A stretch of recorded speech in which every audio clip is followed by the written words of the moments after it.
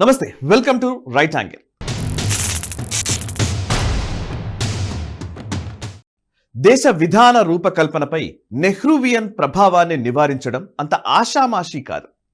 వామపక్ష సైద్ధాంతిక ప్రభావం, అనేక పాశ్చాత్య భావనల సమాహారంగా రూపొందిన పాలనా విధానాన్ని సంస్కరించడం అనుకున్నంత తేలిక కాదు. దేశీయ తాత్వికత నీడలో భారతీయ ఆలోచన విధానం అడుగుజాడలో సమస్త రంగాలను నడిపించాలంటే చాలా ప్రయాసపడాల్సి ఉంటుంది. అందుకు తగిన విధంగా మేధోమథనం చేయగల సమర్థులైన బుద్ధిజీవుల శ్రమ కావాలి. కథ అక్కడితో ఆగిపోదు. సంస్కరణల అవసరాన్ని గుర్తించే పాలకులు, గుణాత్మక మార్పులను అంగీకరించే ప్రభుత్వాలు కూడా ఉంటే విధాన నిర్ణయాల్లో సమూలమైన మార్పు సాధ్యమవుతుంది. కలకత్తాలోని ఫోర్ట్ విలియం కేంద్రంగా British India governor general Warren Hastings పని ఒత్తిడి తగ్గించాలనే ఉద్దేశంతో నాటి ఈస్ట్ ఇండియా కంపెనీ తొలిసారి 1783లో రూపొందించిన ఇండియన్ ఫారిన్ డిపార్ట్మెంట్ వలస పాలకుల విదేశీ వ్యవహారాలను చక్కబెట్టేది. స్వాతంత్ర్యానికి సరిగ్గా ఏడాది ముందు దేశ వాణిజ్య అవసరాలను దృష్టిలో ఉంచుకొని ఇండియన్ ఫారిన్ సర్వీస్ ఏర్పాటు చేశారు.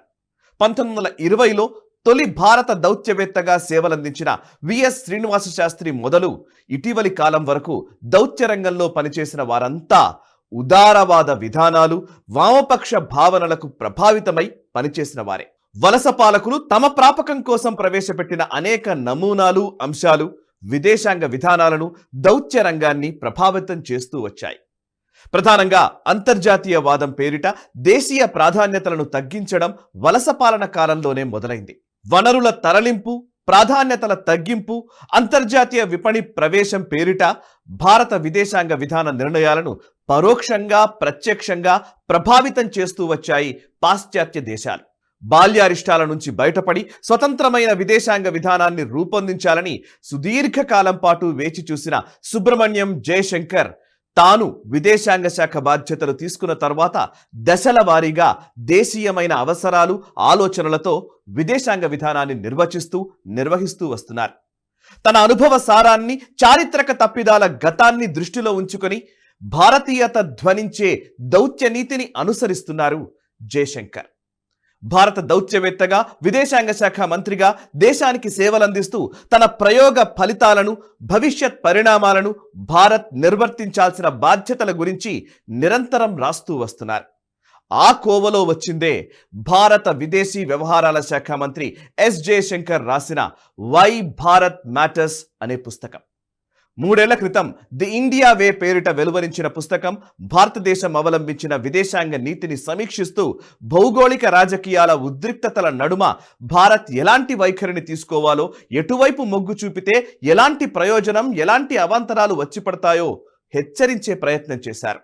గతంలో పుస్తకం శీర్షికలో దేశం పేరును ఇండియాగా ఉచ్చరిస్తే తాజా పుస్తకంలో భారత్గా సంబోధించారు. అంటే దేశం పేరును మార్చి పలకడంలోనే సైద్ధాంతిక మార్పు మనకు అర్థమవుతోంది. ఈ మార్పు కేవలం ఉచ్చారణలోనే కాదు, పరిపాలన సారంలో వ్యక్తమవుతున్న తీరును జయశంకర్ రాసిన తాజా పుస్తకంలో మనం చూడవచ్చు. This is a time for us to engage America, manage China, cultivate Europe, reassure Russia, bring Japan into play, draw neighbors in, extend the neighborhood and expand traditional constituencies of support అంటూ తన తొలి పుస్తకం the India వేలో భౌగోళిక రాజకీయ ఉద్రిక్తతలు చుట్టుముడుతున్న వేళ కత్తిమొనపై నడకవలె సాగే దౌత్య నీతికి దిశానిర్దేశం చేశారు జయశంకర్. అంటే అమెరికాను మన కోవలోకి తెచ్చుకోవాలి, చైనాను నిలువరించాలి, యూరప్ను మచ్చిక చేసుకోవాలి, రష్యాకు భరోసా ఇవ్వాలి, జపాన్ను జట్టులో చేర్చుకోవాలి, ఇరుగు దేశాలను ప్రాంగణంలోకి తెచ్చుకోవాలి, పొరుగు దేశాలతో మైత్రిని పెంచుకోవాలి అంటారాయన. 2008లో ఆర్థిక మాంద్యం రోజులు విదేశాంగ విధానాన్ని ఎలా మార్చాయో విపులంగా చర్చించారు ఎస్ జయశంకర్. తొలి పుస్తకంపై మహాభారతం ప్రభావం ఉంటే మలి పుస్తకం వై భారత్ మ్యాటర్స్లో వాల్మీకి రామాయణ ప్రస్తావనలు, ఉటంకింపులు కనిపిస్తాయి. ఉదాహరణకు క్వాడ్ దేశాలను రామ, లక్ష్మణ, భరత, శత్రుఘ్నులతో పోల్చారు. భారత్ ఫ్రాన్స్ బంధాన్ని ఓ ప్రత్యేక భాగంలో చర్చించారు. రామ, లక్ష్మణ, హనుమంతుడి పాత్రల ప్రాసంగికతను, సమకాలీన అంశాలను చర్చిస్తూ పోలికలు తెచ్చారు.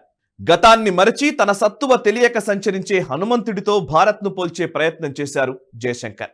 తన పుస్తకానికి జయశంకర్ రాసుకున్న ముందు మాటలో ప్రధాని నరేంద్ర మోదీ పాలనలో జరిగిన మార్పుల గురించి చర్చించే ప్రయత్నం చేశారు. పుస్తకంలో వివిధ భాగాలకు పేర్లు పెట్టడంలోనే కొత్త ప్రయోగాన్ని చేశారు. ఉదాహరణకు బ్యాక్ టు ది ఫ్యూచర్ పేరిట ఓ శీర్షికను పొందుపరిచారు. నిజానికి బ్యాక్ టు ది ఫ్యూచర్ అనేది అమెరికా వైజ్ఞానిక కాల్పనిక సినిమా. గతం నుంచి భవిష్యత్తును నిర్మించడం అనే భావన కలిగేందుకు జయశంకర్ ఈ పేరును ఎంచుకున్నట్లు అర్థమవుతుంది. Whether it is drawing strength from its heritage and culture with the optimism of democracy and technology, this is certainly a new India. Indeed, an India that is able to define its own interests, articulate its own positions, find its own solutions and advance its own model అంటారాయన.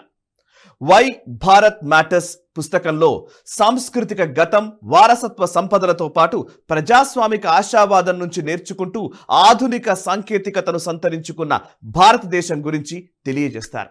భారతదేశం ఇప్పుడు తన స్వంత ప్రాధాన్యతల క్రమాన్ని, స్వతంత్ర ప్రతిపత్తిని వ్యక్తం చేస్తోందని ఆయన చెబుతారు. తనవే అయిన పరిష్కారాలను, నమూనాలను రూపొందించుకుంటోందని ఆయన ఖచ్చితంగా స్పష్టం చేశారు. సాహిత్య, సాంస్కృతిక రంగాల్లో చరిత్ర రచనా పద్ధతిలో డీకాలనైజేషన్, ఇండిజినైజేషన్ ప్రవేశించిన నేపథ్యంలో జయశంకర్ పుస్తకాన్ని అర్థం చేసుకుంటే సమకాలీన సంక్లిష్టతలకు జవాబులు దొరుకుతాయి.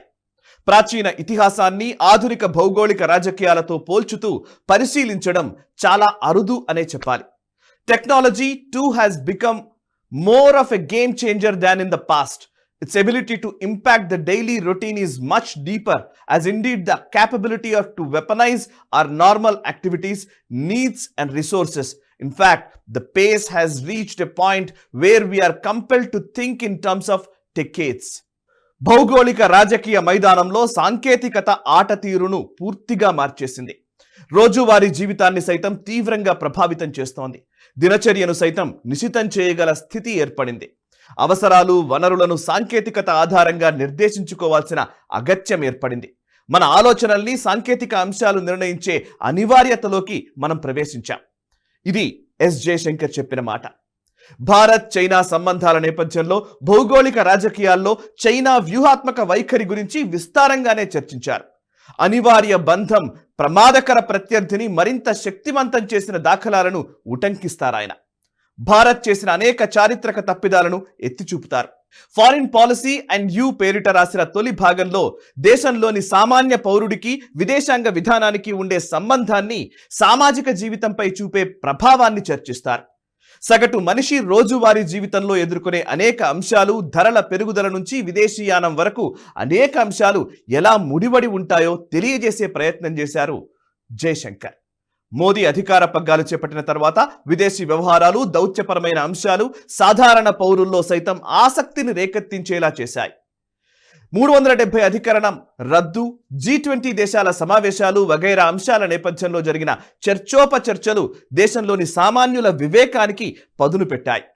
ఇటీవలి కాలంలో కెనడా, మాల్దీవ్స్తో జరిగిన దౌత్య ఘర్షణ కావచ్చు, ఖతార్లో మరణశిక్ష పడిన భారత నావికాదళ మాజీ సిబ్బంది అంశంపైన జయశంకర్ లాంటి వారు చొరవ చూపడంతో శిక్ష సడలింపు జరగడం లాంటి పరిణామాలు భారత దౌత్యరంగ కృషిని, సమర్థతను ఎత్తిచూపుతాయనడంలో ఎలాంటి సందేహమూ అక్కర్లేదు. సమిష్టి కృషి వల్ల సకాలంలో పనులు సమకూరడం ఎంత నిజమో, వ్యక్తుల సమర్థత కూడా సమిష్టి శక్తిని పెంచుతాయనేది కూడా అంతే వాస్తవం. 25 ఏళ్ల దౌత్యరంగ అనుభవం, తండ్రి వల్ల అబ్బిన వ్యూహాత్మక అంశాలపై అవగాహన, చైనా, రష్యా, అమెరికా కీలక దేశాల్లో భారత రాయబారిగా పనిచేసిన ప్రత్యక్ష అనుభవం ఉండడం మంత్రిగా జయశంకర్ పని విధానాన్ని మరింత సమర్థవంతం చేశాయి. విషయాన్ని అర్థం చేసుకునే దృష్టిలోనే జయశంకర్ ధోరణి విభిన్నం. మూస ధోరణిలో పరిశీలించడం, పరిష్కరించడం అనే పద్ధతులకు బద్ధ విరోధి ఎస్ జయశంకర్. వర్తమాన అంశాలకు ఐతిహాసికమైన పోలికలను తేవడం, పురాణ సంబంధమైన ఉదాహరణలిస్తూ సంక్లిష్టమైన అంశాలను సులభంగా చెబుతూ పాఠకులను సమ్మోహితులను చేయడం జయశంకర్కు మాత్రమే సాధ్యమైంది. జయశంకర్ రాసిన పుస్తకాలు the India way, why Bharat matters ఈ రెండింటిలోనూ గతంలోకి వెళ్లి వర్తమానాన్ని చూసి భవిష్యత్తును నిర్మించే ఆశావాద దృష్టి కనిపిస్తుంది. విషయం గంభీరమైనప్పుడు వాక్యం సులభంగా ఉండదు. ఈ విషయం జయశంకర్ 2 పుస్తకాల్లోనూ కనిపిస్తుంది. గంభీరమైన భాష, సంక్లిష్టమైన వాక్య నిర్మాణం, ఆలోచింపజేసే ఉదాహరణలు పాఠకులను కట్టిపడేస్తాయి. భారత విదేశాంగ శాఖ మంత్రిగా మైలురాళ్లుగా మిగిలే స్థాయి గల విధాన నిర్ణయాలను తీసుకుంటున్న ఎస్ జయశంకర్ ఆయన కృషి మరింత కాలం కొనసాగించాలని, ఆ అనుభవ సారాన్ని మరిన్ని పుస్తకాలుగా పాఠకులకు అందించాలని మనము కోరుకుందాం. అండ్ ఈ పుస్తకాన్ని ఖచ్చితంగా మీరు కూడా చదివే ప్రయత్నం చేయండి అండ్ చదివి మీ అభిప్రాయాలను కూడా తెలియజేయండి. ఈ వీడియో నచ్చితే లైక్ చేయండి, 10 మందికి షేర్ చేయండి. మీ కమెంట్స్ ద్వారా మీ అభిప్రాయాలు మాతో పంచుకోండి. మనసా వాచా కర్మణ దేశహితం కోసం పరితపించే nationalist hub group of channels ని సబ్స్క్రైబ్ చేసుకొని జాతీయవాద జర్నలిజాన్ని ప్రోత్సహించండి. Thank you very much. జాతీయవాద జర్నలిజానికి అసలైన వేదిక నేషనలిస్ట్ హబ్ ని సబ్స్క్రైబ్ చేసుకోండి. నోటిఫికేషన్స్ కోసం బెల్ ఐకాన్ పై క్లిక్ చేయండి.